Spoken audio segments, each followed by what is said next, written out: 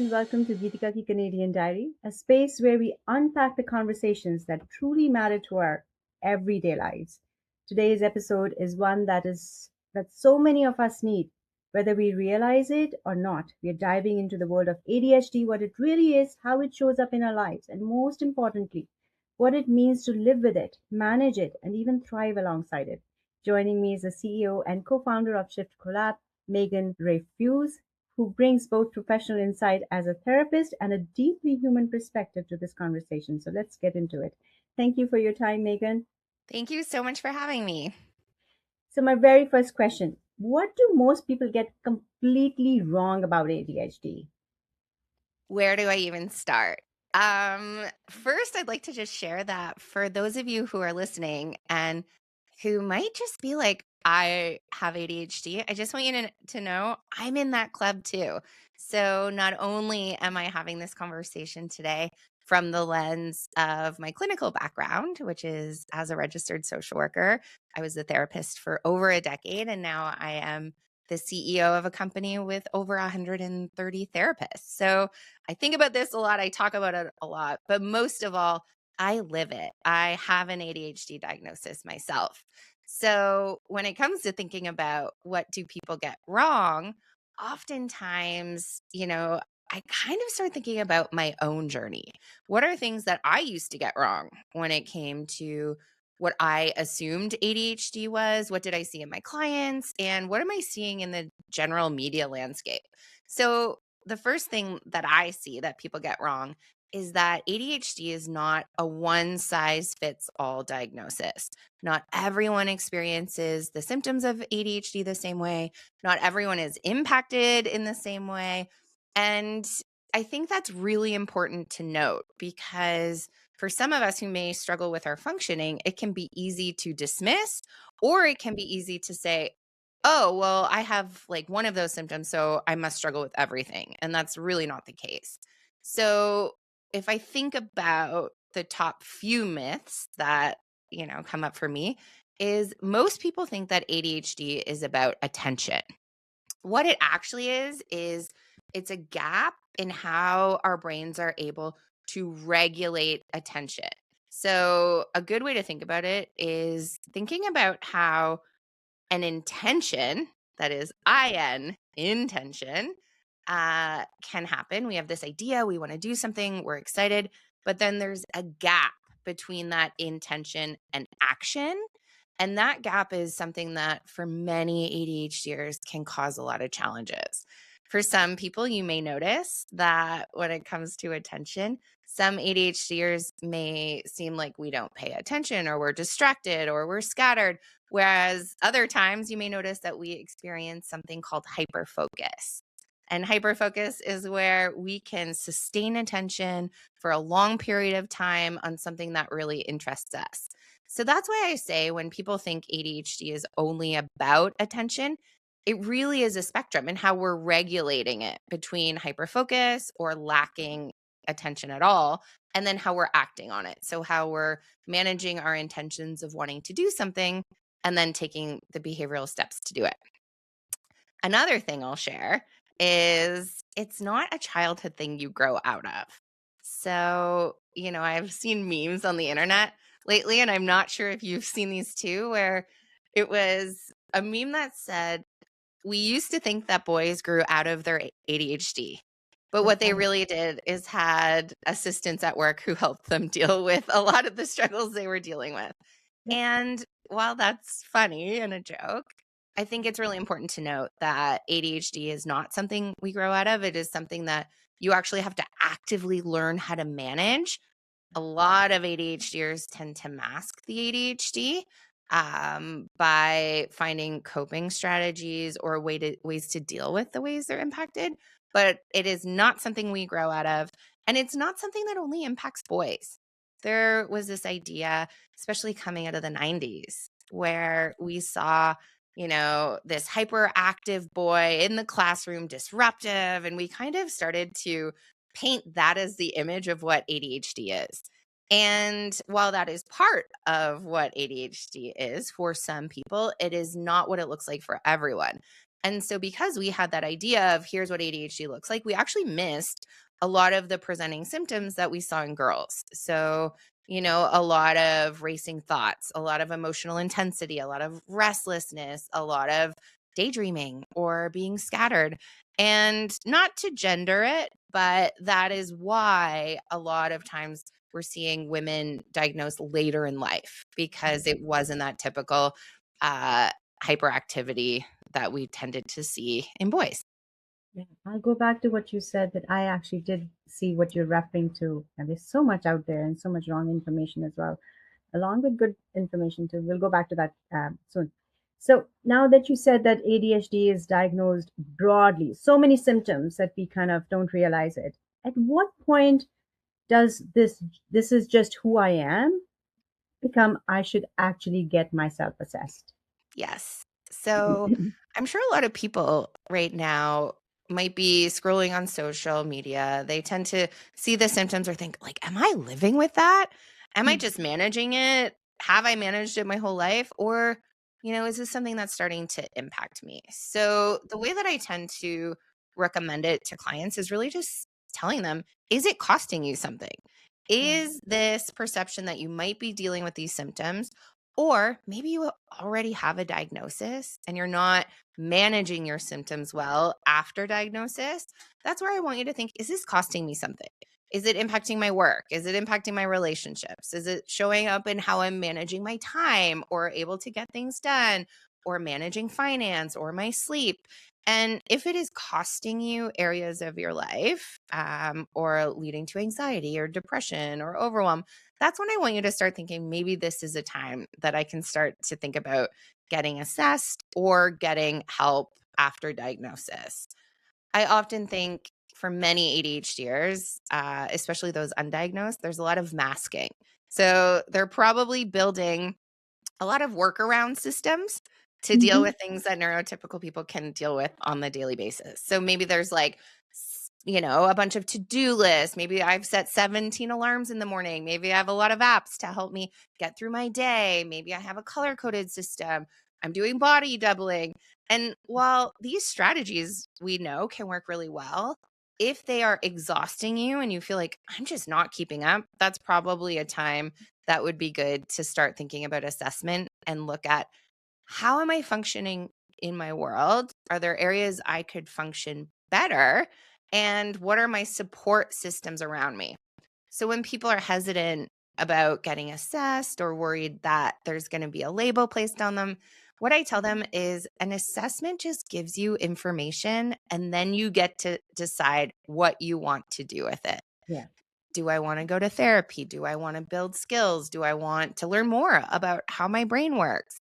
Do I want to better understand why I feel shame or guilt or why maybe I do things differently than my friends who are neurotypical? I think it gives us information that then we can decide, okay, I can do something with this now. But without the assessment, we don't have that information and we're probably still spinning in circles.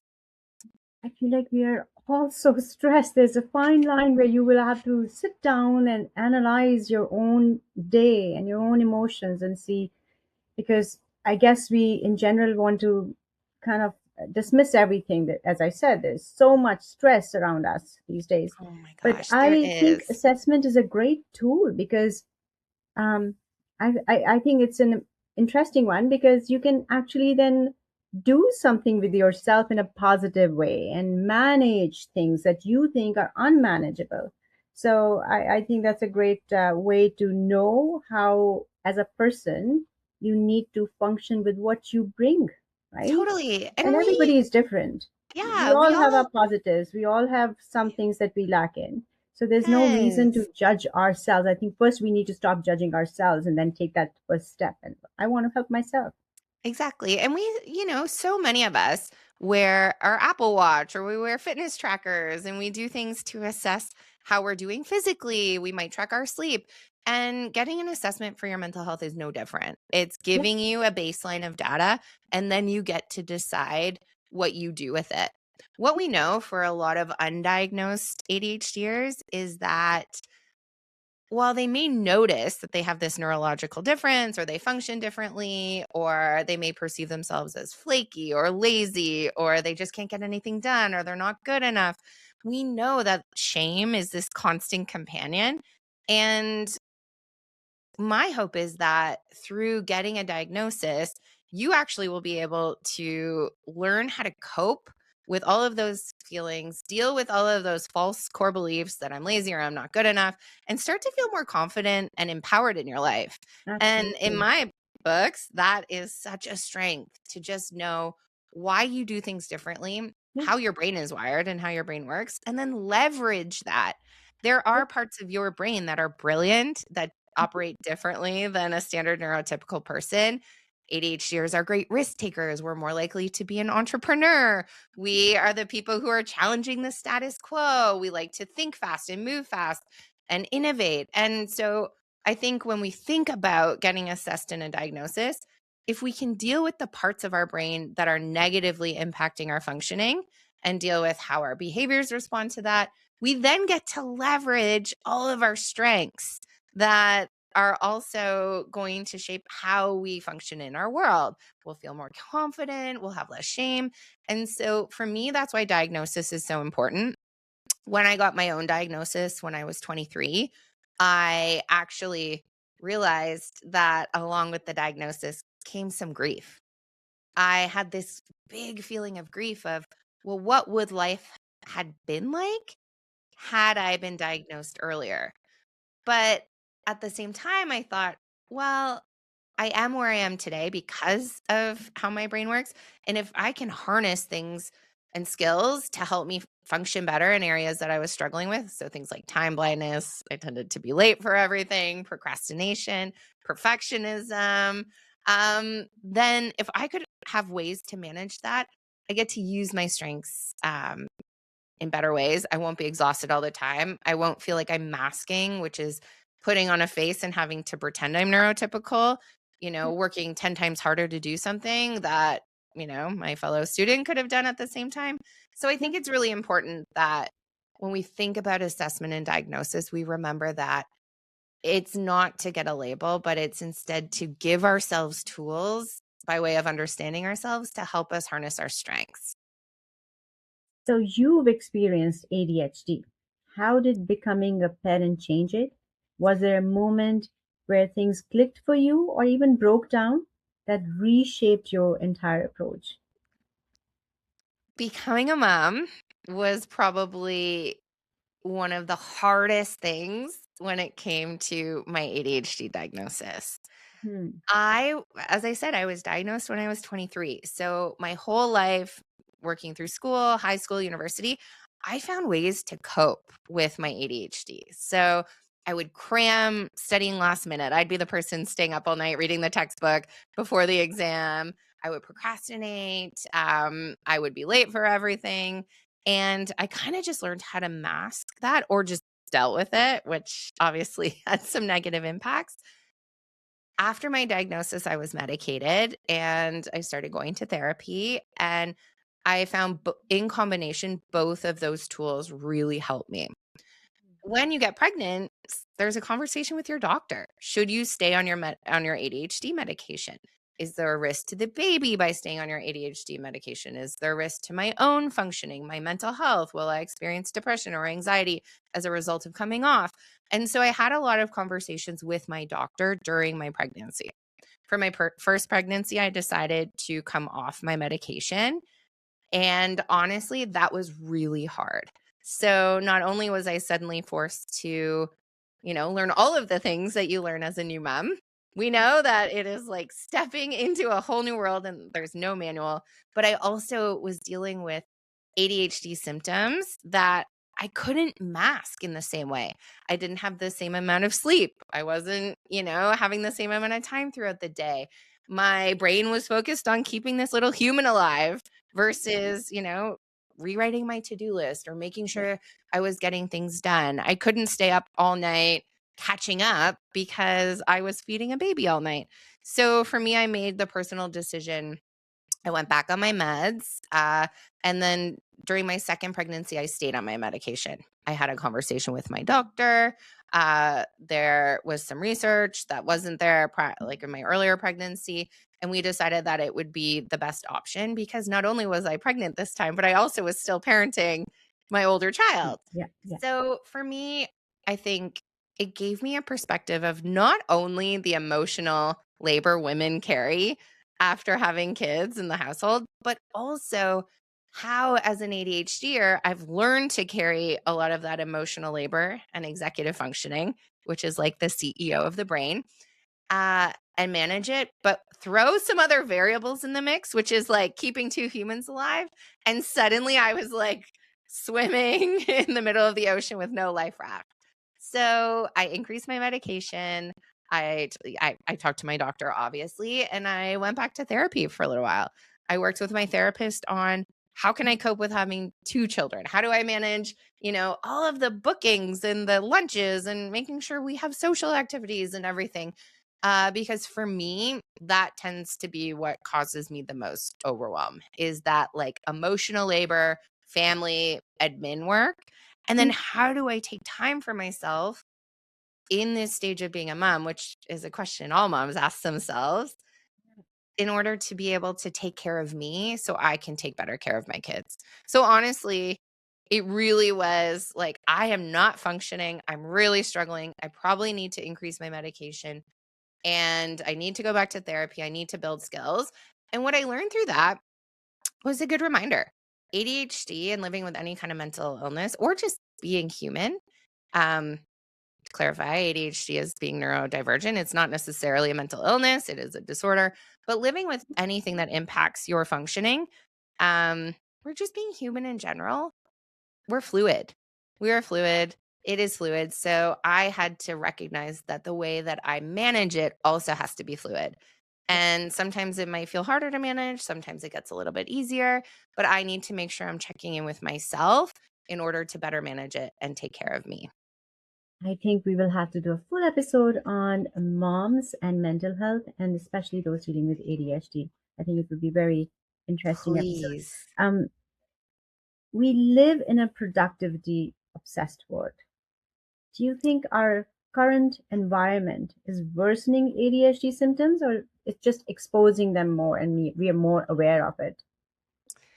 We are bombarded with like hundreds of thousands of pieces of content, every day, every week. And I think when it comes to having a brain that has a hard time with regulating attention, we have to work really hard to manage our input. So, how much am I taking in every day? And what do I do with that? And so, yes, I think productivity, which means how we process and store information and how we're effective using that information to inform our day to day life, that skill is something that I think all of us as humans are working on right now as we deal with these addictive tools we have in our pockets.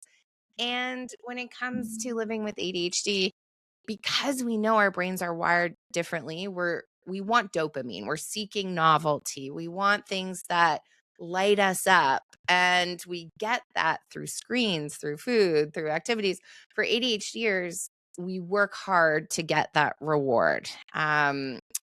Dopamine, the reward neurotransmitter. And so what we need to do is be mindful of how am I intaking information? What am I doing with that information? And then how am I making sure that I am not using the information? So let me just give a concrete example. Recently, I was like, I keep making to-do lists. I keep saving screenshots. I have 100,000 screenshots on my phone and I'm feeling overwhelmed. What am I going to do with it? I need to be productive. We're in a time where productivity is framed as a strength. So everyone should get up at 5 a.m. and everyone should, walk 10,000 steps a day. And everyone should use all of these systems that keep us productive. And that's where in my head, I'm suddenly thinking, okay, so are we supposed to be human doings and not human beings? Where is the being part? We see Yeah. it in the AI conversations. Let AI take the easier work and we will do the more thinking work, the more complex work. We're seeing organizational psychologists starting to come out to say, humans don't work like that. We need breaks in our attention throughout the day. We need times where we actually have less demanding thinking patterns, and we need times where we have more demanding deep thinking. And so when it comes to productivity, it can feel like if you're not perfect, you're failing. If I don't have every productivity tool, if I'm not doing everything right, then I'm failing. So for ADHDers who often struggle with procrastination and productivity, it can start to implement how we view ourselves. It can contribute to those unhelpful thoughts, either I'm perfect or I'm not good enough. And it can shape how we're showing up in our world. So when it comes to ADHD and productivity, I always say start small. We're not perfect. We don't need to be. Humans shouldn't be perfect. That's what makes us amazing. And what we need to do is really think about, how am I using productivity tools? How am I leveraging information to support my goals, to support my functioning? So, if you're someone who has a big to-do list, write it out. Write out what you're struggling with, break it up into little tasks, keep it in a format that works for you. But the only productivity tool that I recommend people use is the one that will work for them. Yep. It's about you. It's personal. It's not the one that will work for your friend or the guru online. It's the one that will work for you. Work for you. Yeah. Megan, where does therapy cut through that chaos in a way self-help content out there can't? Tell Yes. me more about Shift Collab now. Yeah. So we are really good at consuming. I think sometimes it's really easy to consume content and it's harder to act. So that is where I mentioned sometimes it's the idea of, I want to take the initiative, but it's harder to take the behavior to act. Self-help content is great because it can help you better understand yourself, Yeah. but seeking out therapy is really where you can spend time one-on-one just for you to really understand your own personal situation. Yep. I often say going to therapy helps to open up your understanding of yourself in the world. It gives you a safe and unbiased place to talk. And the cool thing is that your therapist is on the journey with you. So that therapist may see patterns you don't necessarily see, or See they may that. have Yeah. tools Mhm. and strategies to help you. At Mhm. Shift Collab, we launched our ADHD clinic, which is aimed at supporting clients either after diagnosis. So maybe you were diagnosed by your family doctor or one of those online diagnostic and assessment companies, or maybe you don't have a diagnosis, but you want to learn more about yourself. That's the point of our ADHD clinic. So our therapists are experts in ADHD. They're skilled on all of the latest modalities. And really, the best part is that these therapists are working with people with ADHD every single day. As we know, ADHD presents differently for different people, but they may help you see patterns that you may not and give you a safe place to build skills. I like to say, as a therapist, we're always your biggest champion, but we'll always be honest and open about where we see areas you're struggling, and we want to support you on the path. So at Shift Collab, I'm really proud to say that we want to be, and we are, the best place for therapists to work so that we can offer the best care to our clients. We take care of the therapist, so the client is so well cared for.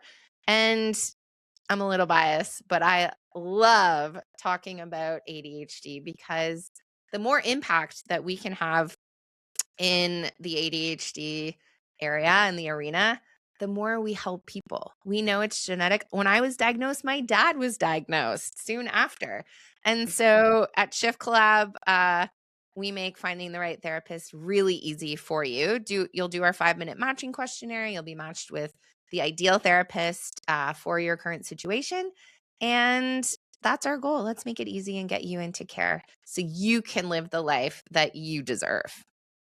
So, my last question, if someone listening right now is feeling overwhelmed or scattered, what are 3 practical shifts they can try this week? Yes. Um, if you're feeling overwhelmed, I'm sorry, because I love to ramble on about ADHD. But seriously, if you are It's a feeling lot of overwhelmed, information, good information. yeah, if you are feeling overwhelmed or scattered right now, practical tips I'd say are: talk to yourself like you talk to someone you love. We are really good as humans at speaking to ourselves so negatively, like this mean roommate in our head. I want you to think about, how would I say what I'm saying to myself to my best friend? We would say it with love and care and kindness. I want you to start there, because a shame spiral does not improve your mental health. I also want you to, if you're really feeling overwhelmed, write it out. Put it on paper. Write down every single thing you're thinking of, everything that you have to do, everything that's overwhelming you, and just pick one thing. Start small, pick one thing, work on that, time block it, and give yourself some quick wins, because that will increase your motivation and help you to move forward. And finally, seek out a therapist. We're here for the journey. If therapy isn't right for you right now, talk to a friend, talk to an advisor, talk to a coach, talk to, someone, and let them know how you're feeling, because no one improves in isolation. We're all wired for community, and we all need that to function well in this world. So you are not alone, and reach out for help. I like that you said no one improves in isolation. We all work as a community. Yeah. Thank you so much for your time today, Megan, and so much information that would be helpful for our viewers. Thank Take you so care. much for having me. I appreciate it. Take care, Megan. Bye bye.